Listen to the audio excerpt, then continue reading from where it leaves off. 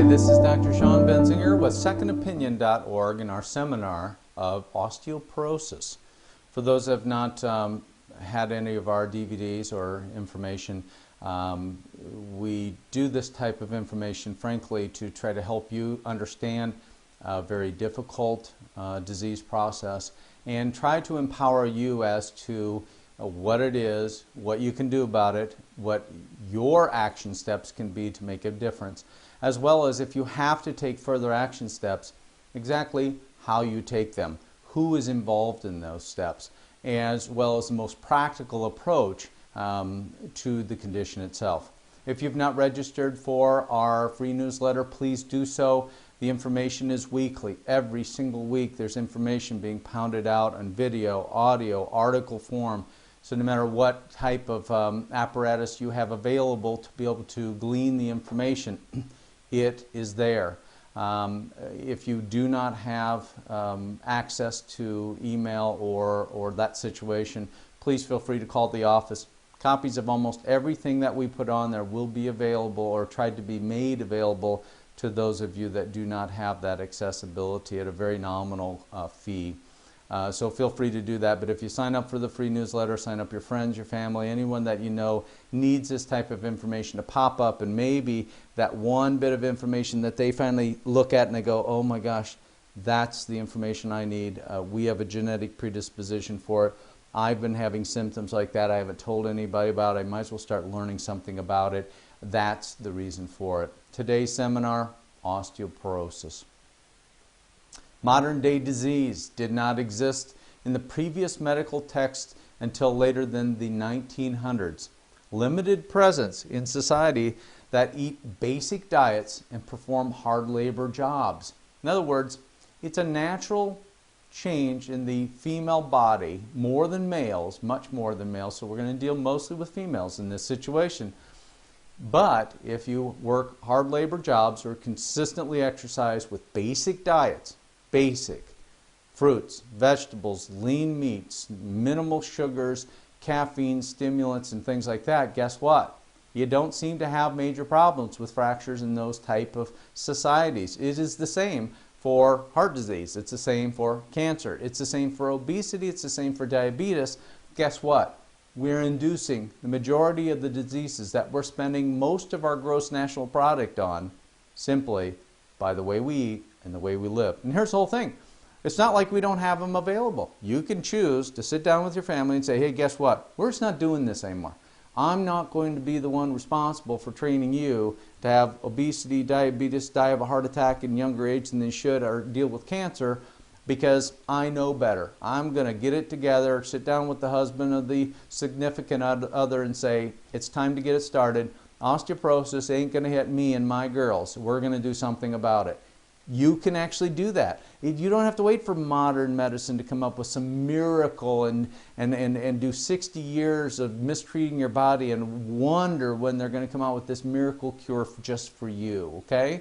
And yes, they do have medications. The point of it is, it doesn't cure anything.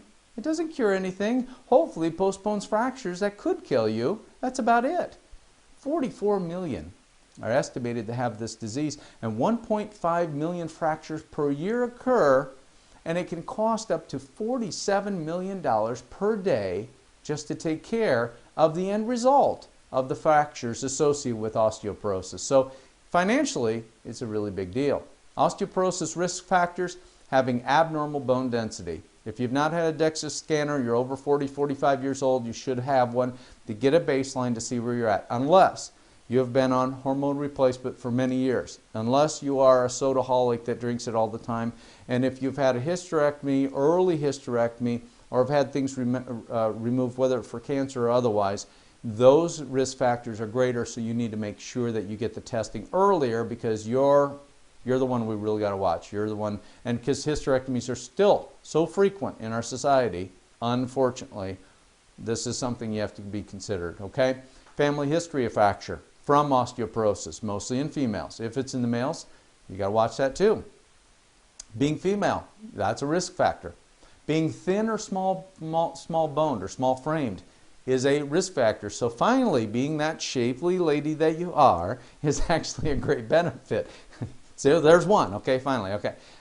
Northern Europeans, okay, fair-skinned, have a tendency to have the issue. Is that maybe because they have issues with vitamin D and sunlight exposure and things like that? Because vitamin D absolutely has to be there for calcium to be functional in the body and to keep your bones and your tissues strong? Well, that could be, couldn't it? Okay. Light-haired, light-skinned, we know that, and advanced age, okay? Excuse me. Osteoporosis risks, frankly, a family history of osteoporosis. Estrogen deficiency, no matter what the cause, okay? And remember, we already talked about that. If we have a cause that comes from the issue related to hysterectomies, and remember, because now we've taken away all the estrogen from people. All of a sudden we found out, hey, this type of Premarin is killing people from this major study. People have just been withdrawn from it. It can swing you into immediate osteoporosis fear factors over the next 2-3 years if you actually need estrogen, okay? Abnormal absence of menstrual periods. Early on, every time you miss a menstrual period, there are huge ramifications associated with this. So regular menstrual periods are important. Estrogen dominance during menstrual cycles. And if you've not seen our hormone seminar, please do. That seminar gives you unbelievable amount of information on estrogen. As well, if you go to secondopinion.org, there are multiple books on hormone balance by Dr. Dean, a menopause book done by Dr. Northrup. You'll find this information is phenomenal and is on the website for you to review, okay? How do you get it? Low lifetime calcium, bad diets from the beginning on, low lifetime magnesium. Regular use of antacid, soda, or coffee on a consistent basis create a problem, and constant vitamin D deficiency. And if you're not in a state where sun is frequently something that you get a hold of, or get a lot of sunshine, which helps vitamin D and magnesium be absorbed and utilized in bone tissue, that's another issue. Remember the fair-skinned issue? History of a bad diet. You're predisposing yourself, ladies. Predisposing. Use of corticosteroids for skin conditions, asthmatic conditions, anticonvulsive medications, anorexia, bulimics, kidney disease and liver disease predispose you. Periodontal disease, common, over 50%. I mean, it's unbelievable how many people have periodontal disease. Why? It goes back to calcium, magnesium, eating and drinking the wrong foods and stuff, having bad lifestyles, okay? Inactive lifestyle, you're just not active. We know that a weight-bearing exercise on a consistent basis helps bone structure develop, and that's important too. So cigarette smoking, what can I say? You've heard enough, stop. Excessive alcohol, more than 1 ounce a day, is an issue. So how do you test for it? DEXA scanner is the most common. And it's an x-ray evaluation, so know that. Is there ramifications to that? Yes, only if you have multiple other x-rays and studies that have been done over a period of time, simply because you've had other conditions, health conditions, that have really produced a lot of x-ray exposure. So talk to your doctor about that if you have had lots of exposure. Ultrasound, it's less accurate, but much less expensive, can be done very easily. That's less invasive. If you just want a general indicator, ultrasound's it. Is it a lockdown, solid test to tell you everything you want to know? The answer is no. But if you don't have any real fear of it and you haven't had it in your family, an ultrasound screen might just be a good indicator if you have any issue. Now, there are other types of scanners, PDEXs, DXAs, DPAs, QCTs. They're all options. They're advanced testing, and frankly, most of them do a good job, and there's none, not more fear associated with dealing with one over the other. But DEXA is most common, okay? So let's just talk about bone tissue makeup, okay? And you get a good idea of what's going on. Now, osteoblasts, there's two major cells that you have to be concerned with. Number one is osteoblasts. They're bone forming. In other words, we want you to keep forming bone so that you stay strong and can handle weight bearing for a long period of time. Osteoclasts break down bone, and are they bad? No. They actually remodel. They're just like, if you think of your skin, there's lots and lots and lots of cells that fall off. If it didn't fall off, it would thicken and you would end up with aging process that would be very unhealthy. In fact, many of you ladies do debriding processes to get all this dead skin off, correct? Okay, well, your body naturally does that in bone using osteoclasts so that good, healthy bone cells can actually come up, or skin cells come up. So osteoclasts make sure that you have fresh new bone that's doing a good job, okay? Collagen, okay, which is kind of cartilage type tissue, tendon, ligament tissue, nerves, blood vessels, and pain receptors. Early 20s, you get 98% of your bone formed. Early 20s, it's done. You're done. You're not going to get a lot more. Nothing's going to put a bunch more on, okay? 18 other elements are necessary for healthy bone. So just don't think calcium, magnesium is it. Too much confusion around that area. Your body is made up of a much more complex matrix than just calcium or calcium magnesium. And calcium is important, but not the only ingredient. In fact, magnesium is the key to triggering vitamin D absorption and utilization so that calcium works. So if you don't have enough magnesium, which is common in our population not to get enough magnesium, because unless you're eating seaweed, it's not one of the more frequent foods out there, unfortunately. And sodas drain your entire bone body reserve of calcium, magnesium, and other minerals. So here it is. It's got phosphoric acid. Phosphoric acid is a heavy acid. You drink it. Remember, it's already an acidic product. It goes into your bloodstream, the phosphoric acid. Your body goes through almost a traumatic response of draining calcium, magnesium from other parts of the body, specifically the bone. That's where over 90% of your calcium, magnesium is stored, to kind of mute the effects of phosphoric acid, because it could be harmful if your body doesn't mute it by alkalizing it, is another term, okay? So realize every soda drains you, every soda drains you, every soda drains you. And there's many other things, red meats and a few other things. But sodas, unfortunately, are one of the most common things. The researcher out in Boston College said that kids are up in fractures by almost 30% over the last 20 years. And she said categorically, it's because they don't drink milk and eat cheeses, they drink sodas. Why? Bones get soft at an early age. And if they're a young girl and they're getting fractures early on, if you don't get busy, if you don't aggressively go after that diet and get it corrected, by the time she hits mid-20s, guess what's going to happen to her? In 30s, 40s, and 50s, she'll be dealing with a disease process that should be happening when she's 70, 80, and 90 years old. That's not something that we should let happen to our children or ourselves. Here's the facts. 1 month without a menses, in other words, you don't have your period, is equal to a year's bone loss in those early 20s, okay? So from about 12, 13, 14 on up to those 20s, you just miss a month or two. It's important to get your nutrition and diet in order to make sure that you don't lose that much bone mass with just missing one menses, okay?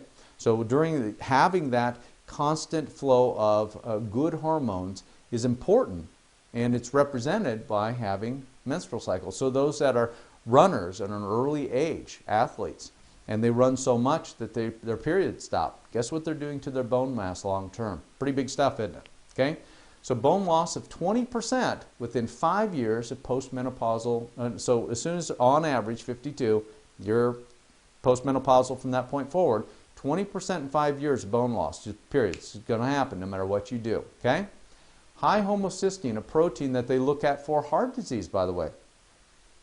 One of the ones that we recommend that you should actually get tested for, okay, is a good predictor of hip fractures also. So homocysteine, simple blood draw. Without magnesium, your body cannot make bone, period.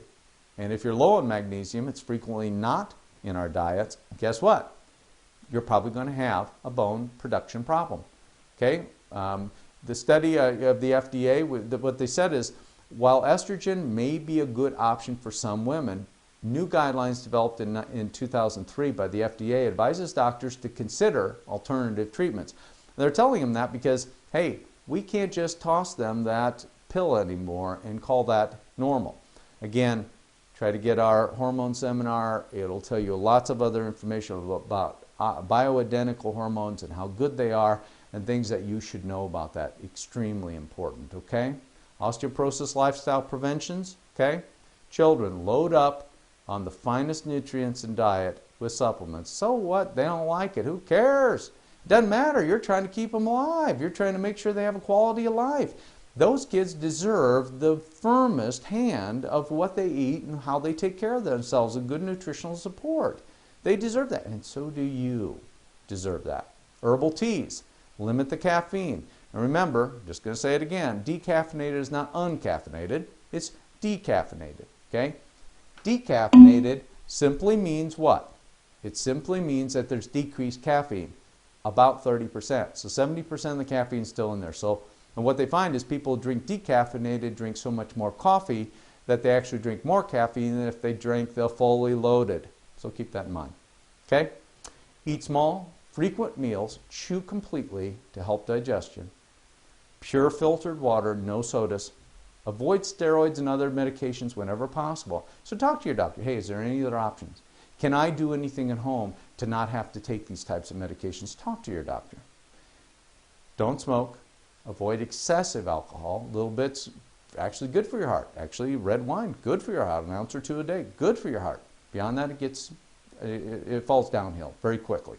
Supplementation, and a very, very important part of osteoporosis prevention and treatment in detail. Boron is one of the minerals that seems to be commonly very deficient. Calcium, copper, magnesium, manganese. Microcrystalline hydroxyapatite, that is the best form of calcium you can possibly get.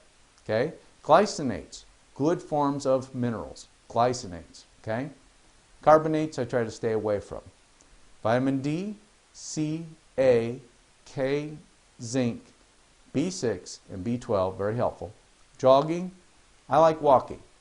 If you go to the site and you look up Walking by Casey Myers, I think it was an excellent book that gives you a lot of information of why walking is kind of the way we're moving, because jogging is pretty hard on the joints over a long-term period of time, and walking you can do your entire life as long as you stay reasonably healthy.